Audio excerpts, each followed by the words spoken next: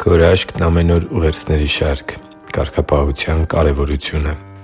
Մենք մոտենում ենք ուղերձների շարքի ավարտին, որը կրում է «Քաջալերանք և օգնություն նեղ ճանապարհի ճամփորդներին» անվանումը։ Ո՞րն է նեղ ճանապարհը և ովքե՞ր են նեղ ճանապարհի ճամփորդները։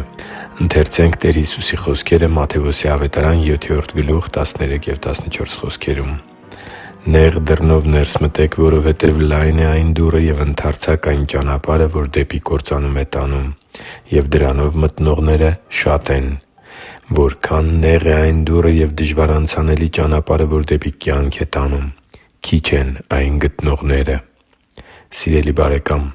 կարևոր է հստակ հասկանալ, որ Տեր Հիսուսի ուսուցանած նեղ դուռը և նեղ ճանապարհը ընտրելը դեռ չի նշանակում, որ առանց որևէ ջանքի հասնելու ենք այդ ճանապարհի հաղթական ավարտին։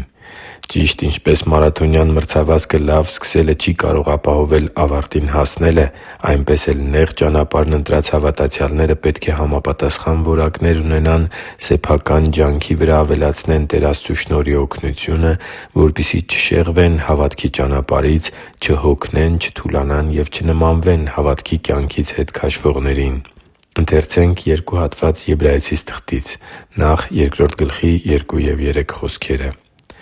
«Որովհետև եթե հրեշտակների միջոցով ասված խոսքը հաստատուն եղավ և ամեն հանցանք ու անհնազանդություն իր արդար պատիժն ստացան, ապա մենք ինչպե՞ս պիտի խուսափենք, եթե այսպիսի մեծ փրկության նկատմամբ անտարբեր լինենք, որը սկզբից Տիրոջ կողմից հռչակվեց, հետո մեր մեջ հաստատվեց Նրան լսողների միջոցով» (Եփեսացիս 5:38-39): «Բայց իմ արդարը հավատով կապրի, իսկ եթե մեկը հետ քաշվի, իմ հոգին նրան չի հավանի։ Իսկ մենք հետ քաշվողներ չենք, որ կորսվենք, այլ մեր հոգիների փրկությանը հավատացողներ» (Բ Տիմոթեոս 4:30-31): Նեղ ճանապարհի ճամփորդների խանդավառության, համարձակության, դիմացկունության և զգոնության որակներին այսօր ավելացնում ենք ևս մեկը՝ կարգապահությունը։ Եթե զգոնությունը կապ ուներ արտաքին վտանգները բացահայտելու և դրանք նախօրոք նկատելու հետ, ապա կարգապահությունն ավելի շատ կենտրոնանում է ներքին վտանգների չեզոքացման վրա։ Երբեմն սատանան այնքան վնաս չի կարող տալ մեր հոգևոր կյանքին և Տեր Հիսուսին հավատարիմ մեր ընթացքին, որքան վնասում է մեր սեփական «ես»-ը և մարմնի ցանկությունների կողմից կառավարվելը։ Կարգապահությունը հոգևոր աճի և հասունացման պտուղ է։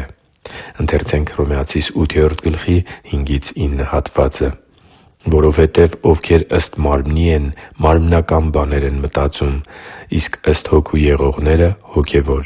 Որովհետև ըստ մարմնի խորհելը մահ է, իսկ ըստ Հոգու խորհելը՝ կյանք ու խաղաղություն։ Որովհետև ըստ մարմնի խոկումը Աստծու դեմ թշնամություն է, քանի որ Աստծու օրենքին չի հնազանդվում և չի էլ կարող։ Եվ նրանք, որ մարմնին են հետևում, Աստծուն չեն կարող հաճելի լինել։ Բայց դուք մարմնին չեք հետևում, այլ Հոգուն, եթե Աստծու Հոգին ձեր մեջ է բնակվում։ Իսկ եթե մեկը Քրիստոսի Հոգին չունի, նա նրան չի պատկանում» (Հռոմեացիս 8:5-9): Աստծու համար թանկ ու սիրելի՛ զավակ, երեխայի կյանքում կարգապահությունը գալիս է տարիքի և դաստիարակության հետ։ Դու չես կարող 1 տարեկան երեխայից սեփական հիգիենայի և սենյակի մաքրության կարգապահություն պահանջել։ Ոչ էլ առաջին դասարանի աշակերտից կարող ես պահանջել, որ ճիշտ ժամին արթնանա, որպեսզի դպրոցից չուշանա։ Ծնողներն իրենց վրա են վերցնում այս պարտականությունները, քանի դեռ երեխան չի հասել համապատասխան տարիքի ու հասունության։ Նույնը ճշմարիտ է հոգևոր կյանքում։ Քանի դեռ չես կարողանում ինքնուրույն ընդունել քո հանապազօրյա հոգևոր սնունդը, խոսքը Աստվածաշնչի կանոնավոր ընթերցանության մասին է։ Քանի դեռ չես կարգավորել աղոթքիդ կյանքը, եկեղեցու պաշտամունքներին քո մասնակցությունը, ծառայությունների մեջ քո ներգրավվածությունը, քո ֆինանսներով Աստծու Արքայության գործին նպաստելը, քո հոգևոր մաքրությանը, քո սրբության կյանքին հետևելը և կարգի չես բերել նմանատիպ կարևոր աստվածաշնչյան ոլորտները քո կյանքում, ապա կարող ես հստակ ախտորոշել քո հոգևոր խնդիրը՝ դու կարգապահության պակաս ունես քո կյանքում։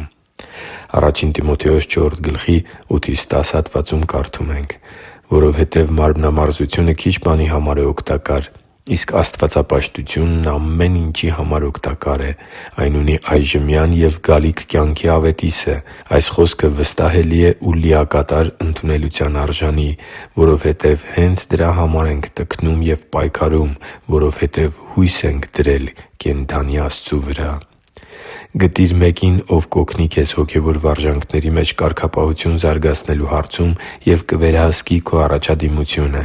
Վարժեցրու քո անձը աստվածապաշտության։ Եթե կարիք կա, ապա տքնի՛ր ու պայքարի՛ր։ Հույսդ Տեր Աստծու վրա դի՛ր և առաջնորդվի՛ր ոչ թե սեփական պատկերացումներով ու ցանկություններով, այլ Աստծու Խոսքով և Սուրբ Հոգու ուղղորդմամբ։ Երբե՛ք անհոգ ու անտարբեր չլինենք այն մեծ փրկության հանդեպ, որը Աստված է մեզ շնորհել, և անկարգապահության ու ծուլության պատճառով հետ չքաշվենք փրկության նեղ ճանապարհից, որ չկորսվենք։ Հոգևոր կարգապահությունը Տեր Աստծու դրած կարգը պահելն է, անկախ այն գնից, որը պահանջվելու է Նրան հավատարիմ ընթացքի մեջ մնալու համար։ Հավատքի նեղ ճանապարհի վրա շատերն են կանգնում, սակայն ավարտին կհասնեն միայն նրանք, ովքեր կարգապահ ու հավատարիմ կերպով կնվիրվեն աշակերտությանն ու հոգևոր աճին։ Հիշի՛ր, որ դու Աստծո հրաշքն ես, և Աստված սիրում է քեզ։ Շնորհակալ եմ, որ դու կա՛ս։ Սիրով և աղոթքով, Արման Մանուկյան։